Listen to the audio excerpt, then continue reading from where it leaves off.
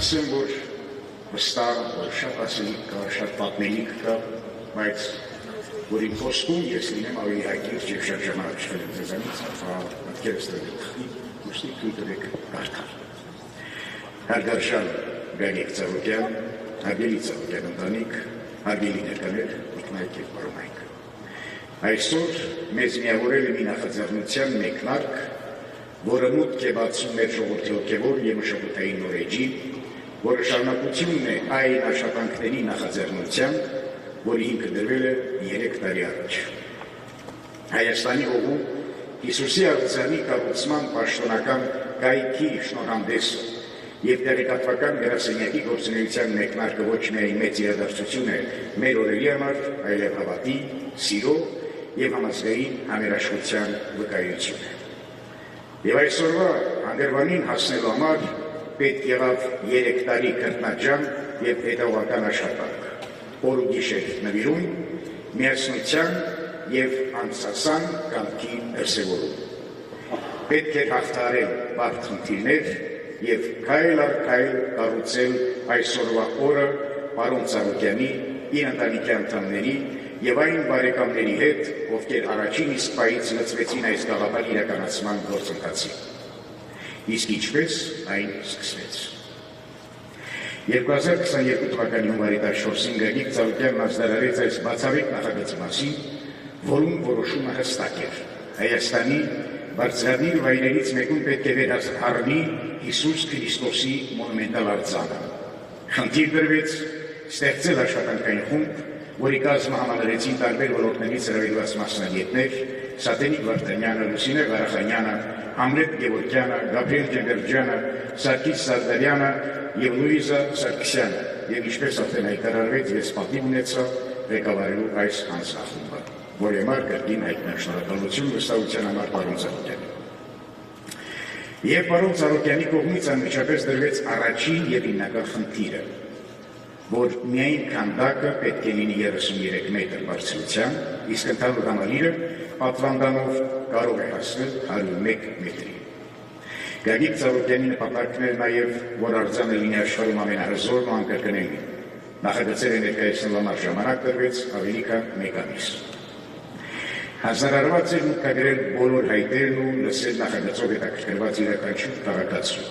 Եվ նախագծի այս հայտարարությունից անմիջապես հետո արձագանքները տարածվում էին կայծակնային արագությամբ։ Մեր հայրենակիցներին ոգևորել էր հատկապես այն, որ նման հզոր նախագիծը կյանքի է կոչվում միանձնյա ջանքերով ու միջոցներով։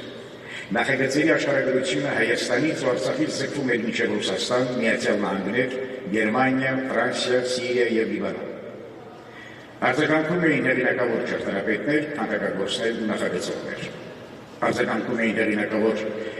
շատ մարդիկ, անհատներ և կազմակերպություններ։ Շատ կարճ ժամանակահատվածում սեղանին 300-ից ավելի հայտ էր, իսկ առջևում ծանր քննարկումների։ Ավելացնեմ, որ հանձնախումբն աշխատում էր օր ու գիշեր, ընդունում ու լսում էինք բոլորին, հավաքագրում ու խմբագրված տեսքով անմիջապես քննարկումներ ծավալում պարոն Ծառուկյանի հետ օրվա ցանկացած պահի, որովհետև այդպես էր դրված աշխատանքային խնդիրը։ Այդ օրերին հայտնի դարձավ նաև, որ Հիսուս Քրիստոսի մոնումենտալ արձան համալիրի վերջնական տարբերակ ընտրվելու է հանրային քվեարկության արդյունքում և ամենակարևորը հանձնախմբի անդամների ձայների համադրմամբ։ 12 նախագիծ 2022 թվականի ապրիլի 28-ից մայիսի 5-ը դրվեցին քվեարկության։ Արդյունքներն ամփոփվում են, համադրվում են հանձնախմբի փակ քվեարկության ձայներն ու մայիսի 10-ին հայտարարվում է հաղթող նախագիծը։ Հիսուս Քրիստոսի մոնումենտալ արձան համալիրի նախագծի հաղթող է դառնում Արմեն Սամվելյանը, ով նույնպես այստեղ է, այս սրահում, և օգտվելով առիթից ուզում եմ կրկին շնորհավորել ոչ միայն մրցույթում հաղթող ճանաչվելու համար, այլ նաև Հիսուս Քրիստոսի արձանի պատրաստման աշխատանքները փայլուն կերպով ավարտին հասցնելու համար։ Ավելացնեմ նաև, որ Արմեն Սամվելյանի գործը այս պարագայում ամենապատասխանատուն էր, քանզի միջ քանդակին անցնելը, այսինքն Հիսուսին մարմնավորելը, բանավոր, գերավոր և պատկերային տեսքով իրեն փոխանցվեցին պարոն Ծառուկյանի, բուն մասնագետների և հանդիպության պատկերացումները հավաքագրված և մշակված հանձնախմբի կողմից։ Եվ այս ամենը վերցնելով Արմեն Սամվելյանի մնացել էր գտնել հենց իր պատկերացումներն ու ստեղծարար մոտեցումները կերպարաստեղծելու համար։ Եվ այսօր ունենք այն, ինչը պարգևում է հիացմունք և հույս հազարավոր մարդկանց մոտ, ում բախտ է վիճակվել արձանը տեսնել մոտիկից, ոչ թե ետևից։ Այո, Հիսուսի արձանը կոչված է դառնալու մեր ժողովրդի միաբանության խորհրդանիշը։ Այն իր ձեռքերը բացելու է ողջ աշխարհի առաջ, որպես խաղաղության, ներողամտության և համախմբման կոչ։ Այս խորհրդանշական կառույցը մեզ հիշեցնելու է, որ միասնականության մեջ է մեր ուժը, և որ մենք կարող ենք վեր բարձրանալ ամեն դժվարությունից, եթե պահենք մեր հավատքը և սերը միմյանց հանդեպ։ Հատուկ ուզում եմ ընդգծել ձեր ներդրումը, պարոն Ծառուկյան,